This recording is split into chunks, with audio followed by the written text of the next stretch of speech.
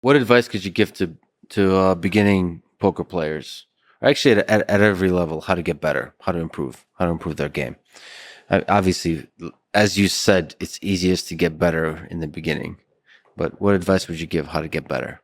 So one of the ways, I mean, I think way back to how I started, right? And there's so many resources and tools available right now to analyze hands. But when you play, right, and you find yourself in a situation or a hand that you're not really sure about, not because you had aces and went all in and you lost, like that's not interesting, but an interesting situation where you're not sure what you did, jot the hand down, write it out, and then either use some of the tools, whether it's the solvers, if you're, advanced enough, or ask your group, like have a couple friends at your level and talk through the different decisions and start to learn that way, right? Because those mistakes that you make or those tough hands, that's where the real learning comes from. Like, so basically, because you're going to be in similar scenarios in poker, you're rarely going to have the identical situation, but you'll have situations that are similar.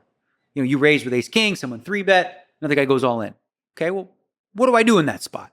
You're going to have similar situations in the future as well. So figuring that out, the more you can do that, you chop away at different strategical mistakes you used to make that you no longer make. Are there resources like your masterclass is great? Are there books?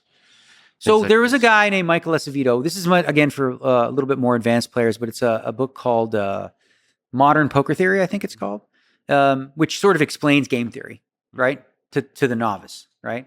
So it's a little bit. I think if you're new to poker, it's probably above the rim for you. But once you start to get a little better and you want to understand how to do it, it's probably a good resource for as far as books. And there's also like tons of people who stream poker, professional players. And then you can get in there and you get in on the chat and you start talking. You ask them, and you see people, explaining their thought process and things like that. There's so many free resources. And of course, my masterclass, I think, does a good job of sort of compartmentalizing, like, how to attack it on a deeper level. And we get it. I try to get into what's funny. When I did the masterclass, I asked them, I was like, well, how high end do you want this in terms of poker? And they're like, we want really, really high end. And I was like, oh, are you sure? And then I started to explain really, really high end. Like, okay, well, maybe the one below that. Right? Yeah. So I try to explain really complex, theory in a more palatable way, in English, if you will. Because some of these kids, you hear them talk and you'd be like, huh? But you also, which is really nice, give example hands that really illustrate a point, which is really nice. You also wrote a book, I think, 10 years ago, Power Hold'em Strategy.